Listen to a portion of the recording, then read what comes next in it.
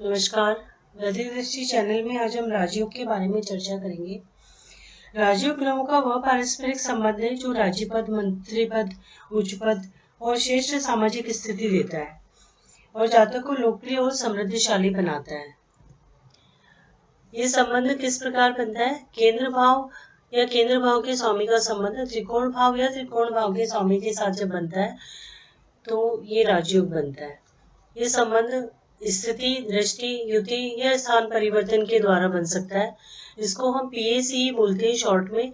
P का मतलब है स्थिति, यानी कि केंद्र भाव का स्वामी त्रिकोण में स्थित हो तो ये स्थिति द्वारा राजयोग बना। दृष्टि, केंद्र भाव का स्वामी कुंडली के किसी भी भाव में बैठकर यदि त्रिकोण भाव को दृष्ट करे या त्रिकोण भाव का स्वामी कुंडली के किसी भी भाव में बैठ के केंद्र भाव को दृष्ट करे तो ये दृष्टि संबंध द्वारा राजयोग बना। इसी प्रकार है कंजंक्शन, यानी कि केंद्र भाव और त्रिकोण भाव के स्वामी कुंडली के किसी भी भाव में एक साथ अगर स्थित होते हैं तो भी ये राजयोग बनता है। चौथा है स्थान परिवर्तन द्वारा, यानी कि केंद्र भाव के स्वामी त्रिकोण में स्थित हो और त्रिकोण भाव के स्वामी केंद्र में स्थित हो। जैसे कि सपोज मेष लग्न की कुंडली है और दशम भाव के स्वामी शनि है, वो यदि पंचम भाव में स्थित है तो और पंचमेश सूर्य दशम भाव में स्थित है तो हम ये कहेंगे दशमेश पंचम भाव में स्थित है और पंचमेश दशम भाव में स्थित है तो ये स्थान परिवर्तन द्वारा राजयोग बना। इसको एक कुंडली के माध्यम से हम समझते हैं। यहाँ पर एक और इम्पोर्टेंट बात है कि लग्न भाव त्रिकोण भाव भी कहलाता है और केंद्र भाव भी कहलाता है। इसलिए हम लग्न भाव या लग्नेश का संबंध चतुर्थ भाव, पंचम भाव, सप्तम भाव, नवम और दशम इन पांचों भावों के साथ देखेंगे, क्योंकि ये त्रिकोण भी है और केंद्र भाव भी है। बाकी के जो केंद्र भाव है उनका संबंध हम त्रिकोण भाव से यानी पंचम भाव और नवम भाव से देखेंगे और पंचम भाव और नवम भाव का संबंध हम केंद्र भाव से देखेंगे। इसको एक कुंडली के माध्यम से समझते हैं। ये कुंडली 31 अक्टूबर 1996 की 1:10 की मध्य रात्रि की कुंडली है। इसमें हम देखते हैं कितने राजयोग बनते हैं। यहाँ पर सबसे पहले हम लग्न और चतुर्थ भाव का संबंध देखेंगे। ये स्थिति द्वारा राजयोग बन रहा है, यानी कि जो चतुर्थेश है वो लग्न में स्थित है और साथ ही दृष्टि द्वारा भी बन रहा है ये, क्योंकि चतुर्थेश मंगल की दृष्टि लग्न में स्थित होकर चतुर्थ भाव पर है तो ये स्थिति के द्वारा और दृष्टि के द्वारा राजयोग बना है। ये मंगल की चतुर्थ दृष्टि चतुर्थ भाव पर है। अब हम देखेंगे लग्न और पंचम भाव, यानी कि एक राजयोग तो ये बन गया। दूसरा हम देखेंगे लग्न और पंचम भाव।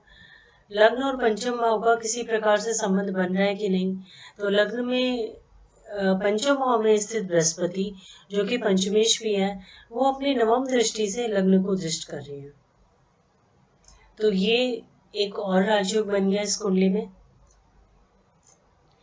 लग्न और सप्तम भाव, लग्न में स्थित मंगल सप्तम भाव को दृष्ट कर रहे हैं, यानी कि मंगल की दृष्टि सप्तम भाव पर है तो ये लग्न और सप्तम का एक राजयोग बन गया।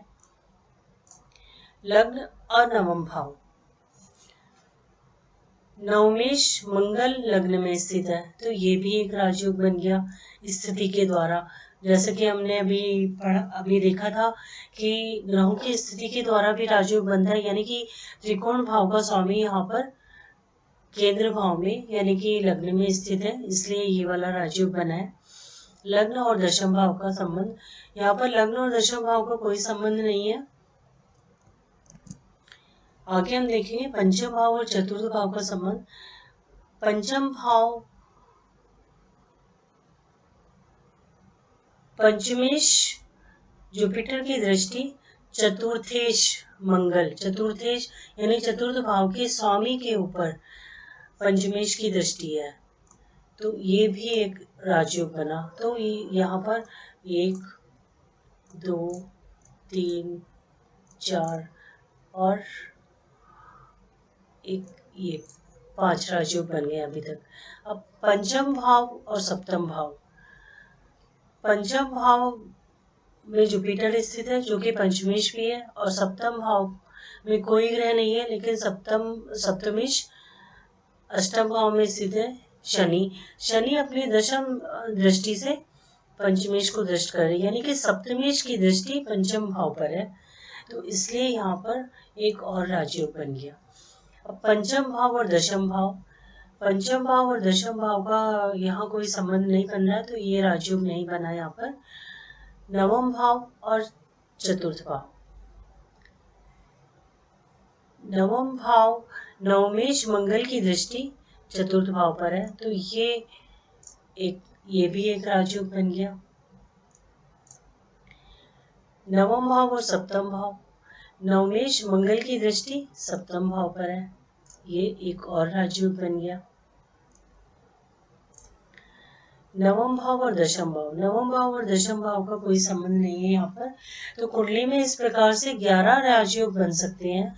11 में से 8 राजयोग यहाँ पर इस कुंडली में बन रहे हैं, यानी कि ये अच्छी खासी बली कुंडली है, और इन्हें इन राजयोग में पार्टिसिपेट करने वाली ग्रहों की दशा अंतर्दशा में इन्हें अच्छे फलों की प्राप्ति हुई है। एक और कुंडली के माध्यम से हम समझते हैं।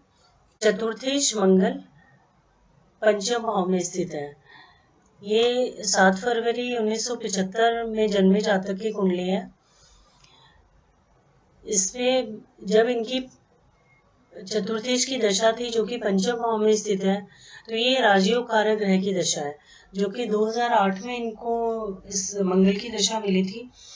तो इस वक्त पे इन्होंने अच्छी खासी प्रॉपर्टी बनाई थी, क्योंकि मंगल चतुर्थेश भी भूमि का कारक भी है और चतुर्थेश भी है, तो इन्होंने 2 प्रॉपर्टी बनाई है इन 7 सालों में, और काफ़ी इनको प्रोफेशन में भी काफ़ी अच्छा फायदा हुआ है, और इन्हें उस टाइम पर डबल प्रमोशन मिला था।